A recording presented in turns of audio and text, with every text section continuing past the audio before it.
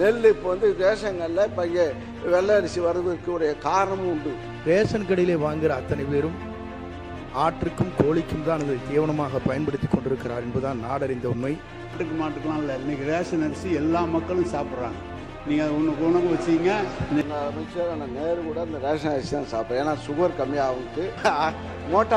மோட்டா அரிசி சாப்பிட்றாரு. ஆனால் ஒரு பரம ஏழையா இருக்கக்கூடிய மாதிரி அண்ணன் வந்து ரேஷன் கடையில் தான் அரிசி சாப்பிட்றாருன்னு ஒரு தகவல் இன்னைக்கு தான் அது தெரியுது. இங்க இருக்கக்கூடிய மந்திரிகளோ இங்க இருக்கக்கூடிய சட்டமன்ற உறுப்பினர்களோ இலவச மருத்துவமனைக்கு போனது கிடையாது, இலவச கல்வி நிலையங்களுக்கு போனது கிடையாது, இலவச அரிசியை நம்ம சாப்பிட்டது கிடையாது. இது வரைக்கும் எந்த அமைச்சர் போய் ஒரு ஃப்ரீயா இருக்கக்கூடிய ஹாஸ்பிட்டல் போய் படுத்திருக்கிறாரு? உடம்பு சொல்லனா சிங்கப்பூர் போறாங்க, உடம்பு சொல்லனா பிரைவேட் ஹாஸ்பிட்டல் போறாங்க. திரும்பி பாருங்க, கொஞ்சம் திரும்பி பாருங்க. சூப்பரா இருக்கு அம்மா, எனக்கு இதோட சீக்கிரம் தெரியும். Chocolate sweetened condensed milk from Milky Mist. Aachi Masala, எந்த சமையலும் ருசி தேடும் ரகசியம். 20 ரூபாய். அமைச்சர் அவர்கள் இப்பெல்லாம் கணக்கெல்லாம் அவர் ஆடிட்டரில் அவர் கணக்கெல்லாம் சொல்றாரு. ஆனால் நாங்கள் வந்து எப்படி எங்களுக்கு வந்து நெல் வந்து மழையில் நனையாமல் 5 ஆண்டு காலத்தில் மழை நனைக்காமல் தான் இப்போ வந்து நீங்கள் வந்து ஆட்சிக்கு பொறுப்பேற்ற 3 மாதத்தில் இப்போ தொலைக்காட்சியில் பார்த்தா எல்லாம் நெல் மூட்டைகள்லாம் நனைந்து, அதுவும் அதிகமாக ஓப்பனில் தான் இருக்குது. இப்போ ஓப்பனில் தான் வச்சுக்கிங்க. நாங்கள் வந்து திடீர்னு ஒரு மழை வரும்போது நாங்கள் உடனுக்குடன் அங்கே அப்புறப்படுத்தி இங்கே பாதுகாப்பான இடத்திலே நாங்கள் குடோனில் வச்சோம். எங்கே சக்கரால குடோனாக இருந்தாலும் சரி, பள்ளிக்கூடமாக இருந்தாலும் சரி, அந்த அளவுக்கு நாங்கள் வைத்து நெல்லை பாதுகாத்தோம். அதனால தான் வெள்ளை அரிசியாக ஒரு கருப்பரிசி வந்த காலத்தை போய் இப்போ வெள்ளை அரிசி வர்ற காரணம் அந்த நெல்லை மழை நனையாமல் முளைக்க விடாமல் இருந்த காரணத்தால் தான் நெல் இப்போ வந்து ரேஷன்களில் இப்போ இங்கே வெள்ளை அரிசி வர்றதுக்கு காரணமும் உண்டு. மாண்புமிகு அவை முன்னவர், மாண்புமிகு பேரவைத் தலைவர் அவர்களே, மாண்புமிகு முன்னாள் அமைச்சர் அவர்கள் இங்கே குறிப்பிடுகிற போது முழுமையாக பாதுகாப்பளித்து தூய்மையான ஆட்சி மக்களுக்கு ரேஷன் கடையிலே வழங்கி கொண்டிருக்கிறான்னு சொன்னார்கள். ரேஷன் கடையிலே வாங்குகிற அத்தனை பேரும் ஆற்றுக்கும் கோழிக்கும் தான் அதை தீவனமாக பயன்படுத்தி கொண்டிருக்கிறார் என்பதுதான் நாடறிந்த உண்மை. ஆகவே நீங்கள்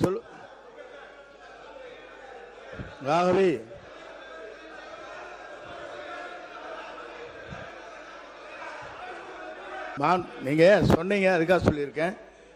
அதற்காகத்தான் நம்முடைய முதலமைச்சர் அவர்கள் சன்னரக நெல்லை உற்பத்தி செய்ய வேண்டும் என்பதற்காகத்தான் இந்த தொகையை உயர்த்தி கொடுத்து எதிர்காலத்தில் சன்னரகை தான் இந்த மக்கள் வேண்டும் என்று விரும்புகிறார்கள். அண்டை மாநிலங்களிலிருந்து அந்த அரிசி வருகிறது, பல இடங்களிலிருந்து வாங்கப்படுகிறது. நம்முடைய சன்னரகம் என்பது உற்பத்தி குறைவாக இருக்கிறது என்பதுதான் உண்மை. ஆகவே அதை உற்பத்தி செய்ய வேண்டும் என்ற நோக்கத்தோடு தான் அந்த பணிகளை மேற்கொண்டார்கள். மாண்பு உறுப்பினர்கள் சொல்லுகிற போது இல்லை அதை மாற்றி ஒரே சொல்லிடுறேன், சொல்லிடுறேன். மாண்பு பேரவைத் தலைவர் அவர்களே, நான் சொன்னதில் உங்களுக்கு அதில் இருக்கும். அதை சில பேர் பயன்படுத்துவதில்லை என்பதுதான் உண்மை. ஏனென்று சொன்னால் எம்ஆர்கே பன்னீர்செல்வம் அவர்கள், எம்ஆர்கே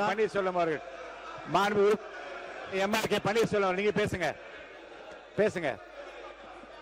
எம்ஆர்கே பன்னீர்செல்வம் அவர்கள் மட்டும் பேசலாம். உங்களுக்கு துணையாக பின்னாடி யாரும் பேச அனுமதிக்கும். திரும்பி பாருங்க, கொஞ்சம் திரும்பி பாருங்க. நீங்க மட்டும் பேசுங்க. பேரவைத் தலைவர்களே, இங்கே முன்னாள் அமைச்சர் நேரு கூட இந்த ரேஷன் அரிசி தான் சாப்பிட்றேன், ஏன்னா சுகர் கம்மியாகும்ட்டு. அதை சுகரை கம்மியாகும்னு சொல்லி அதை மோட்டா அரிசி சாப்பிட்றாரு.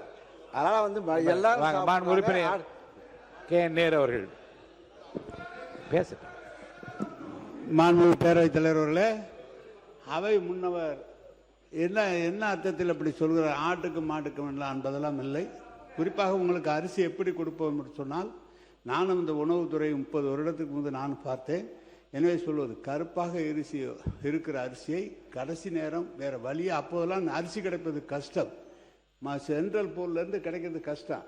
அப்போ அது 1 மாதத்துக்கு 1/2 மாதத்துக்கு கொடுப்பாங்களே தவிர, நம்முடைய மாண்புமிகு உணவுத்துறை அமைச்சர் சக்கரபாணி வந்த பிறகு பாதுகாப்பான குடோன் எந்த காலத்திலும் எந்த உணவு, அவரும் உணவு அமைச்சராக இருந்தார், நானும் உணவு அமைச்சராக இருந்தேன். ஆனால் அவர் தான் நிறையா கட்டினார். அவருடைய காலத்தில் நம்முடைய தளபதி அவர்கள் அதற்காக நிதி ஒதுக்கி நெல்லை நனையாமல் கொண்டு சென்றது சக்கரபாணி. நம்முடைய நான் சொல்லிடுறேன், நான் ஒரு நிமிஷம் சொல்லிடுறேன், நீ சொல்லு. நம்முடைய அவை முன்னவர் சொல்கிறார், ஆட்டுக்கு மாட்டுக்கெலாம் இல்லை, இன்றைக்கி ரேஷன் அரிசி எல்லா மக்களும் சாப்பிட்றாங்க. நீங்கள் உனக்கு வச்சிங்க இந்த ரேஷன் அரிசி. காரணம், ரேஷன் அரிசி சாப்பிடுகிற போது அந்த சர்க்கரை அளவு குறைகிற காரணத்தால் எல்லா மக்களும் அதை எடுத்துக்கொண்டிருக்கிறார்கள். நீ எப்படி காலையில் எழுந்திரிச்சோன்னா நெல்லிக்காய் ஜூஸ் குடிப்பான்னு பேட்டி கொடுக்குறியா, அது மாதிரி இன்றைக்கு ரேஷன் அரிசியை எல்லா மக்களும் பயன்படுத்தி கொண்டிருக்கிறார் என்பது உண்மை. உறுப்பினர் அவை முன்னவர் மாண்பு பேரவைத் தலைவர் அவர்களே, சக்கரை நோயை தடுப்பதற்காக இந்த ரேஷன் அரிசி பயன்படுத்து என்று சொன்னால் நீ கஞ்சி வைத்து கொடுப்பதிலே நாங்கள் வாழ்த்துக்கிறோம். மாண்பு உறுப்பினர் ஆர் காமராஜ் அவர்கள் அங்கே பேசுகிறார். மாண்பு பொதுப்பணித்துறை அமைச்சர், பொதுப்பணித்துறை அமைச்சர் பேசப்பட பேசுங்க. காமராஜ் உட்காருங்க. மாண்பு பொதுப்பணித்துறை அமைச்சர். மாண்புமிகு பேரவைத் தலைவர்களே, நம்மளுடைய முன்னாள் விவசாயத்துறை அமைச்சர் விவசாயத்துறை மானியருக்கு போய் சொன்னார், அண்ணன் நேரு கிட்ட வந்து ஆயிரக்கணக்கான விவசாய நிலம் இருக்கு, அவர் அங்கேயே வந்து நெல் எல்லாத்தையும் போட்டு உற்பத்தி பண்ணிக்கிறாருன்னு. ஆனால் ஒரு பரம ஏழையா இருக்கக்கூடிய மாதிரி அண்ணன் வந்து ரேஷன் கடையில் தான் அரிசி சாப்பிட்றாருன்னு ஒரு தகவல் இன்னைக்கு தான் அது தெரியுது. அதனால அதாவது என்னுடைய பதிவு நான் முடிச்சிடுறேன், நீங்க பேசும்போது நான் முடிச்சிடுறேன். எதற்கு சன்னக நெல் அரிசிக்கு அதிகமான ஊக்கத்தொகையும் பொது ரக அரிசிக்கு எதுக்கு விலை கம்மியும் அப்படிங்கிற ஒரு விவாதம் நம்முடைய முன்னாள் உணவுத்துறை அமைச்சர் வந்து ஒரு பதிவு பண்ணாரு. மாண்புமிகு முதலமைச்சர் மூத்த அமைச்சர்களை ஒரு 8 அமைச்சர்களை கூப்பிட்டு விவசாய சங்கங்களை வந்து சந்திக்க சொன்னாரு. நம்முடைய கம்யூனிஸ்ட் தோழர்கள்லாம் இருந்தாங்க. ஸோ அங்க விவசாய சங்கங்களோட பேசிட்டு இருக்கும் பொழுது அப்போ ஒரு கோரிக்கை கொடுத்தோம்.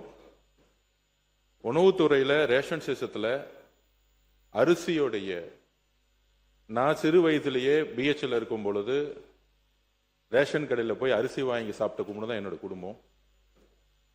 அப்ப சாப்பிடும் போதே அரிசியோடைய அளவு வந்து எப்பயுமே பெருசா இருக்கும். அதோடைய கலர் வந்து பாத்தீங்கன்னா நம்மளுடைய எல்லார் வீட்லயும் இப்ப நம்ம சாப்பிடக்கூடிய அரிசி, நிறைய பேர் சில சட்டமன்ற உறுப்பினர்கள் ரேஷன் அரிசி சாப்பிட்றான்னு சொல்றாங்க. நம்ம அது தனிப்பட்ட இது போல. பெரும்பாலும் இங்க இருக்கக்கூடிய சட்டமன்ற உறுப்பினர்கள் தன்னுடைய மனசாட்சிப்படி தெரியும், யாரும் ரேஷன் கடையில இருந்து அரிசி வாங்கி சாப்பிடுறது இல்லை. பெரும்பாலும் நான் இதுதான் உண்மையதான், நாங்கள் உண்மையை பதிவு பண்றோம். இங்க வந்து மக்கள் என்ன நினைக்கிறாங்கிறத உண்மையை நம்ம பதிவு பண்ணணும். இதுல வந்து இந்த ஆட்சி அந்த ஆட்சி போன ஆட்சி 50 வருஷ ஆட்சி பத்தி பதிவு பேசல. இன்னைக்கு இருக்க நிலைமை என்னங்கிறத மாண்புமிகு முதலமைச்சருடைய கவனம் போய் சென்ற பிறகு அப்ப விவசாயிகள் சொன்னாங்க, நாங்க வந்து எங்களுடைய பயிரை மாத்தணும்னா நீங்க வந்து சன்ன நகர்களுக்கு வந்து அதிகமான ஊக்கத்தொகை கொடுங்க அப்படின்னு பதிவு பண்ணுவோம். மாண்புமிகு முதலமைச்சர் திருப்பியும் ஒரு விவாதம் நடந்துச்சு. அப்ப மாண்புமிகு முதலமைச்சர் சொன்னாரு, மற்ற ஆட்சிகள்லாம் விட்டுருவோம், நம்ம ஆட்சியில கொடுக்கக்கூடிய அரிசி சன்ன நகர் நெல்லா நம்ம கொடுப்போம், அரிசியா கொடுப்போம் மக்களுக்கு. நம்ம ரேஷன்ல கொடுக்கக்கூடிய அரிசியை அனைத்து ரேஷன் கடையில் வச்சிருக்கக்கூடிய எல்லா மக்களும், முக்கியமாக தாய்மார்கள் வாங்கிட்டு போகக்கூடிய அரிசி, அவங்க ஒரு அண்ணனா ஒரு அம்மாவுக்கு ஒரு அரிசி கொடுக்கிற இடத்துல அவர் சொன்னது, நம்ம கொடுக்கிற அரிசியை அவங்க வீட்டுல சாப்பிடணும், சாப்பிடக்கூடிய அரிசியா மாத்தணும் சொன்னது எங்களுடைய முதலமைச்சர். இது உண்மை. இதற்குதான் சன்ன நகர் நெல் அரிசிக்கு அதிகமான ஊக்கத்தொகை கொடுத்து டெல்டா மாவட்டங்கள்ல இனி வரும் காலங்கள்ல பொது ரக நெல்லுக்கு பதிலா சன்ன நகர் நெல்லை வந்து பயிரிடணும், அவங்களுக்கு ஒரு ஊக்கம் கொடுக்கணும். அவங்க பயிரிட்டாதான் அதை வந்து நம்ம கரெக்டா வந்து ப்ரொக்யூர் பண்ணி மக்களுக்கு ரேஷன் கடையில கொடுக்க முடியும். ஏன்னா அவங்க அதிகமான வந்து உற்பத்தி வந்து பொது ரகம் பண்ணிட்டாங்கன்னா ரேஷனுக்கு வந்து நம்ம சரியான நெல்லை அரிசி கொடுக்க முடியலங்கிறதுக்காக தான் சன்ன நெல்லை வந்து உற்பத்தி அதிகப்படுத்துறதுக்கு இது பதிவு பண்றோம். உண்மையாக சொல்லுகிறோம், தாய்மார்களுடைய வழியிலிருந்து சொல்றோம். இன்றைக்கு அதை மாற்றக்கூடிய ஒரு அரசாக 90% இன்றைக்கு அந்த அரிசியை வாங்கி யாரும் சாப்பிடுறதில்ல. இட்லி மாவு யூஸ் பண்றாங்க. அண்ணன் சொல்ற மாதிரி முன்னாடி நிறைய கடத்தல் நடந்துட்டு இருந்துச்சு. இதெல்லாம் தடுத்து ஆந்திராவுக்கு போயிட்டு இருந்துச்சு, கர்நாடகா போயிட்டு அதை தடுத்து நிப்பாட்டி இன்னைக்கு வரக்கூடிய காலத்துல சன்ன நகர் அரிசியை நெல்லை வாங்கி அதை கரெக்டா ஸ்டோரேஜ்ங்கிறது கிடையாது. இது இந்த அரசு அந்த அரசு சொல்லவல்ல. அதிகமான உற்பத்தி வரும் பொழுது தார்பாயை மூடி அப்படிதான் நம்ம ஸ்டோரேஜ் பண்ணி வச்சிருக்கோம். 30-40% தார்பாயை தான் மூடி வச்சிருக்கோம். அப்ப ஸ்டோரேஜை உருவாக்கக்கூடிய இடத்துல நம்மளுடைய உணவுத்துறை அமைச்சரும் சரி விவசாயத்துறை அமைச்சரும் சேர்ந்து வந்து தனி திட்டங்களை கொண்டு வந்துட்டு இருக்காரு. ஆனால் 70% 80% இன்னைக்கு ஒவ்வொரு வீட்லயும் தாய்மார்கள் அரசு கொடுக்கக்கூடிய அரிசியை சாப்பிடுறதுங்கிறத உண்மையான சர்வே ரிப்போர்ட். இதை இந்த உண்மையை மாத்துறதுக்காக தான் இந்த சன்னரக நெல்லுக்கான அதிகமான ஊக்கத்தொகையை முதலமைச்சர் அவர்கள் அனௌன்ஸ் பண்ணியிருக்காரு. உணவுத்துறை அமைச்சர் ஏதோ சொல்லணும். பேரவைத் தலைவர்களே, நம்ம முன்னாள் அமைச்சர் 2 பேரும் கே நேரு சாரும் அவர் சொல்லியிருந்தாங்க, எங்கேயுமே எங்கள் ஆட்சிகள் நினைவே இல்லைன்னு. எங்கிட்ட சில ரிப்போர்ட்ஸ் இருக்குது, சில ஃபோட்டோஸ் பேப்பரில் கடந்த 1 ஆண்டு காலமாக அந்த பேப்பர் ரிப்போர்ட்டாக இருக்குது. அதாவது சும்மா ஒரு எக்ஸாம்பிள் மட்டும் சொல்கிறேன். 2025 டிசம்பர் முதல் வாரத்திலேயே மதுராந்தகத்தில் 5000 மூட்டைகள் மழையில் நினைந்தன. அது பேப்பர் ரிப்போர்ட்டில் பேப்பர் பத்திரிகைகள் நிறையா வந்திருக்கு. அதே போல் விருதாச்சலம் பத்திரிகை நேர விவசாயி சொன்ன செய்தி தான், எங்கேருந்து போடலை. விருதாச்சலத்தில் 5000 நெல் மூட்டைகள் அதே பேர் நினைஞ்சிருக்கு. ஜனவரி 2025 அதில் சிவகங்கை மாவட்டத்தில் இளையான்குடி கொள்முதல் தாமதத்தால் விவசாயிகள்லாம் ரோட்டில் வந்து போராடினாங்க. 2026 பிப்ரவரி மாதத்தில் சேத்தியாத்தோப்பில் சுமார் 1 லட்சம் நெல் மூட்டைகள் தேக்கமடைந்து, எங்கேயும் குடோன் இல்லை, ஸ்பேஸ் இல்லை, லாரி இல்லைன்னு சொல்லி தேக்கமடைந்தது. அங்கேருந்து மூவ் பண்ணாங்க. மானாமதுரை அதில் பல ஆயிரம் மூட்டைகள் நெல் மூட்டை நடந்திருக்குன்னு நினைந்திருக்கிறது. அப்போ விவசாயிகள்லாம் போராடி இருக்காங்க. இதெல்லாம் உங்களுக்காக ஒரு ரிப்போர்ட்டாக வச்சுருக்கேன். இதெல்லாம் பத்திரிகையிலையும் வந்திருக்கு. அந்த இடத்துல ஆய்வு பண்ணி அதையும் பண்ணியிருக்காரு. உறுப்பினர் காமராஜ் அப்படி முன்னாள் உணவு அமைச்சர் அவர் பேச வர உங்களுக்கு சொல்றேன். அவர் பேசி இன்னும் அவர் பேச கொடுக்குறேங்க, கண்டிப்பா கொடு. அவர் பேச கொடுக்குறேன். உறுப்பினர் காமராஜ் அவர் முன்னாள் அமைச்சராக இருந்தவர். மாண்புமிகு பேரவைத் தலைவர், நானும் இந்த துறையில் 9 ஆண்டுகள் உணவுத்துறை அமைச்சராக நான் புரட்சி அம்மா காலத்தில் எடப்பாடி காலத்தில் பணியாற்றி அந்த வாய்ப்பை பெற்றிருக்கிறேன். அந்த அடிப்படையில் அமைச்சர்கள், மூத்த அமைச்சர் செங்கோட்டையன் அவர்கள், அதே போல் பொதுப்பணித்துறை அமைச்சர் அவர்களெல்லாம் இதை பெரும்பாலும் இந்த அரிசியை, ரேஷன் அரிசியை சாப்பிடுவதில்லை, வாங்குவதில்லை என்று சொன்னார்கள். அனைவருக்குமான பொது விநியோக திட்டம் என்பது இந்தியாவிலே தமிழ்நாட்டில் மட்டும்தான். பாக்கி எல்லாருக்கும் டார்கெட்டட் தான்.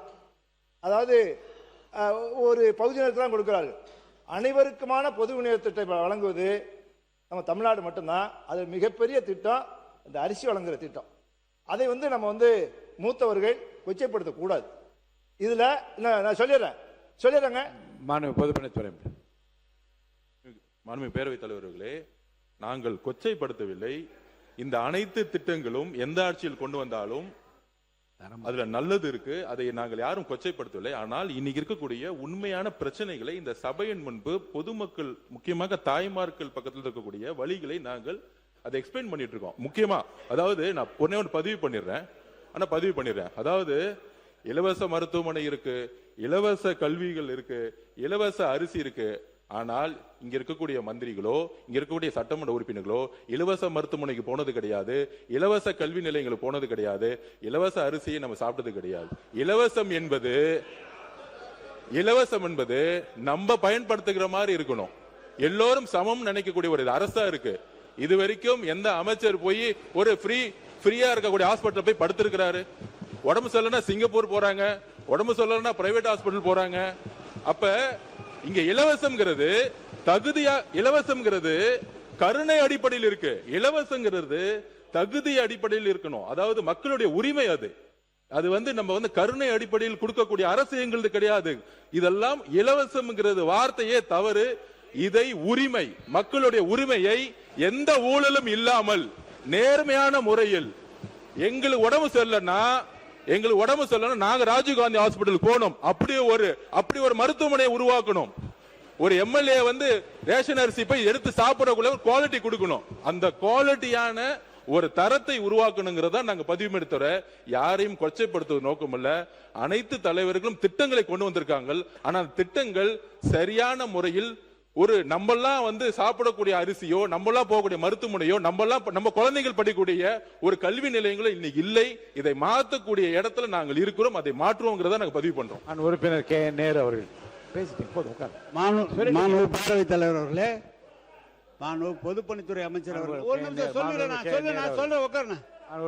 பொதுப்பணித்துறை அமைச்சர் அவர்கள் சொன்னாங்க, சன்னரக அரிசிக்கு கூடுதலான விலை கொடுத்து விவசாயிகளை சன்னரகத்தை உற்பத்தி செய்து மக்களுக்கு சன்னரகமாக கொண்டு சேர்ப்பதுதான் எங்களுடைய அரசு சொன்னார்.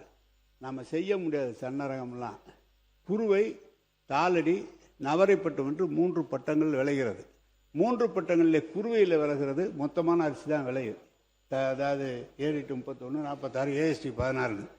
ஆந்திரா பொன்னி போன்ற ரகங்கள், ஏஎஸ்டி 16 போன்ற ரகங்கள் இது புதிதாக கண்டுபிடிக்கிற தமிழ்நாடு அரசு, அதுபோல் சன்ன ரகம். அந்த தமிழ்நாடு அரசின் சார்பாக அறிவிக்கப்பட்ட அரிசி அளவு அதிகமாக கிடைப்பதில்லை. ஆந்திரா பொன்னி மட்டும்தான் அதிகமாக கிடைக்கும். எனவே சன்ன ரகம் தாளடி பட்டத்தில் மட்டும்தான் உருவாகும். நவரை பட்டத்தில் தாளடி சன்ன ரகம் போட்டால் விளைச்சல் அதிகமாக வராது, விவசாயிக்கு லாபம் வராது.